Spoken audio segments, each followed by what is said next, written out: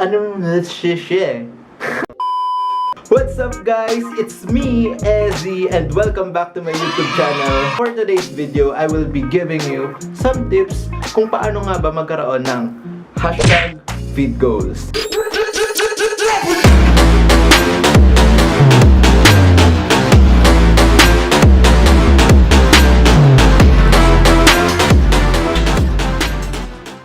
So, marami kasi nagtatanong sa akin kung ano nga ba yung ginagamit kong editor, anong ginagamit kong presets for my photos, kung anong ginagamit kong filter, paano nga ba magkaroon ng feed goals. So, today, I will be giving you some tips kung paano ko ba ginagawa or kino-curate yung aking Instagram feed. Ano nga ba yung importance ng pagkakaroon ng magandang feed? Syempre, number one dyan, it reflects your personality.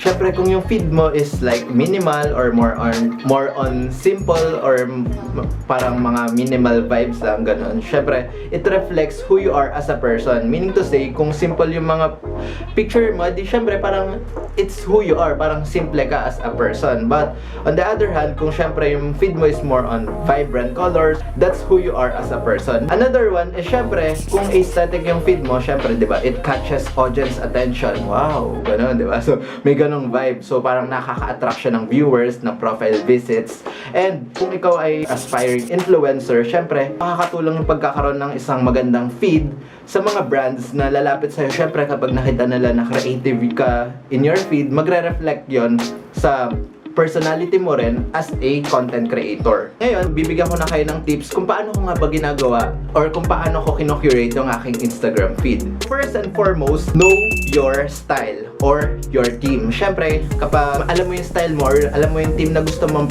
puntahan ng feed mo, may direction ka. Maraming style na pwedeng aangkop sa gusto mo or sa mood na gusto mo mangyari sa feed mo. May minimal, may street style, may travel type of feed, meron namang DIYs, merong landscapes or travels or mga city views lang, ganun. So maraming mood na pwede mong gawin sa feed mo. So akin, ang inspiration ko sa aking Instagram ay syempre si JP De Leon and si David Gison and also si DJ Razon. Sila yung mga vloggers and influencers talaga na the best para sa akin kasi sobrang feed goals, sobrang travel goals, sobrang ganda ng mga picture nila. Yun, sobrang talagang the best. Actually, yun yung inspiration ko sa feed ko. So, ayun. So, syempre mahalaga malaman mo yung theme or yung style na kailangan mo para dun ka lang mag-stick all throughout your feed. But, pwede ka naman mag-change din after some time. So, pwede ka maglagay ng divider. Yun yung ginagawa ng iba. Naglalagay sila ng divider after nung certain feed nila.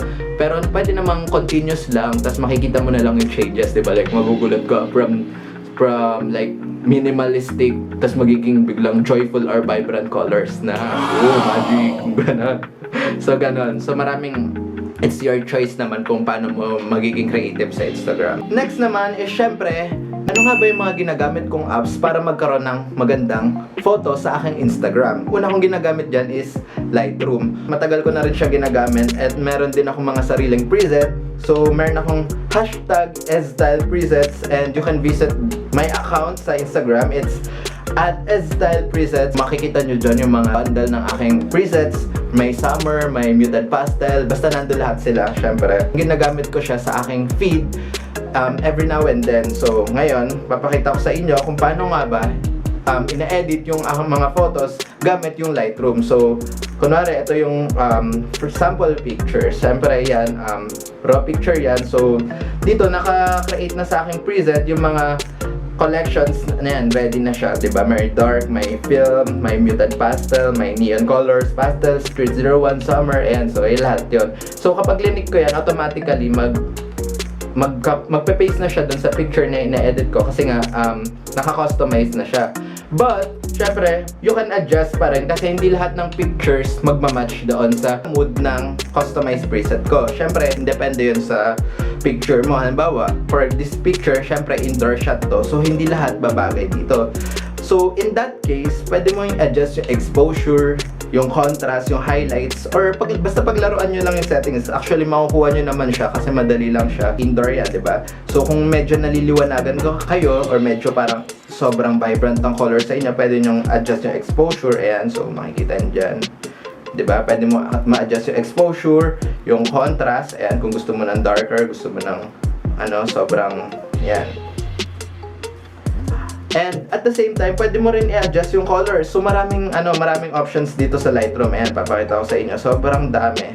Ikaw lang, kumbaga, sa akin actually, hindi ko siya natutunan by watching videos or by watching tutorials or sa mga friends. Actually, ako lang naka-discover sa sarili ko. So, feeling ko, it's for you to discover na rin kung paano nyo explore paglalaroan yung mga colors, diba? Syempre, kayo na bahala doon sa color grading, sa style na magmamatch talaga sa feed nyo.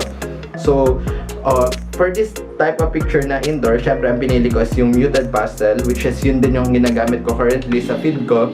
Kasi yung current feed ko ngayon is more on indoor shots. So, basically, yun yung mga presets na ginagamit ko kasi may sarili akong customized na preset. But, marami pang pwedeng explore dito sa Lightroom app. Actually, marami pang mga editing apps for pictures. Meron din BSC or BS Cam na ginagamit ko. Same lang din siya with Lightroom kasi may variety of presets and collection kayo makikita doon. But, ang kinaibahan nila rather is yung Lightroom kasi mas marami kang option Marami kang option to adjust yung color grading, yung mga shadows and all. Although nandun din naman same with BSCO or BSCO. But sa Lightroom kasi feeling ko mas high level of editing siya. For me lang naman.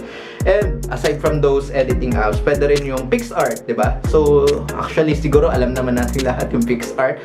I don't use PixArt pero before, yes, ginagamit ko siya for cropping, creating GIFs or mga PNGs. Yan, yun naman yung kinaibahan ng PixArt. So marami kayong pwedeng gamitin din na apps na hindi lang limited dun sa mga sinabi ko. Syempre, kayo din mag-explore kayo kung saan kayo mas comfy sa pag-edit. Next tip naman is mag-download ka ng preview. So meron akong preview app dito. So yung preview app, it's an app na parang pre-posting app siya. So parang siya, dito makikita mo yung overview nung buong feed mo. So ayan, andyan yun, yung buong feed ko. But ang kinaibahan niya, pwede mo ditong i-post yung next picture na dapat ipopost mo for your feed. For example, this picture. Ayan. So nalagay na siya sa ka-feed. So ganyan yung kakalabasan niya kapag na-post siya. So makikita mo agad dito kung nag-match siya. Kung gaya nito, so hindi nag-match yung picture. So it means magugulo yung feed mo, diba? Kasi hindi siya nag-match. So dito sa preview na app, para makikita mo agad kung ano yung kakalabasan ng feed mo without having to post it officially dun sa feed mo. So parang dito maayusin mo muna siya. Maganda rito kasi pwede mo siyang i-arrange. So for example, may picture ka, ano ba ang picture? So kung dalawang picture na nilagay mo, so pwede mo siyang ma-rearrange, 'di ba? Ayan, ma-arrange mo so makikita mo agad-agad kung organized ba siya or hindi. Basically, yun lang naman yung ginagawa ko sa aking feed sa IG. So yun nga, know your style, know your theme, tapos edit lang, curate lang sa Lightroom, mag-stick ka lang sa isang filter. And syempre, ang problem doon, hindi lahat nagmamatch doon sa preset. So, ang tip ko doon is i-adjust nyo lang exposure, yung contrast, yung highlights. Kasi paglaruan nyo lang, explore nyo lang, masaya maglaro sa Lightroom guys kasi sobrang, magugulat ka sa kakalabasan ng filter or kakalabasan ng preset after mo sila paglaruan. So, ayun lang.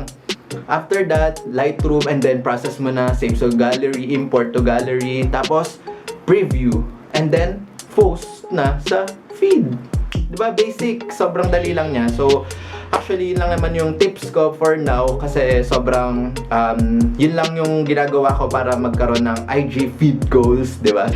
And that's it for today, guys. I hope you learned something from me. Syempre, marami pa naman. There's always a room for us to explore, so for us to discover. So, syempre, ito lang naman yung sa aking kaalaman and opinion, but I think marami pa kayo madidiscover on your own. So, if natuwa rin kayo sa vlog na to, sige, don't forget to subscribe and comment down below yung mga suggestion for my next vlog. And, syempre, turn on the post notification bell para maging updated kayo sa aking mga susunod na vlog. And that's it, guys. Thank you!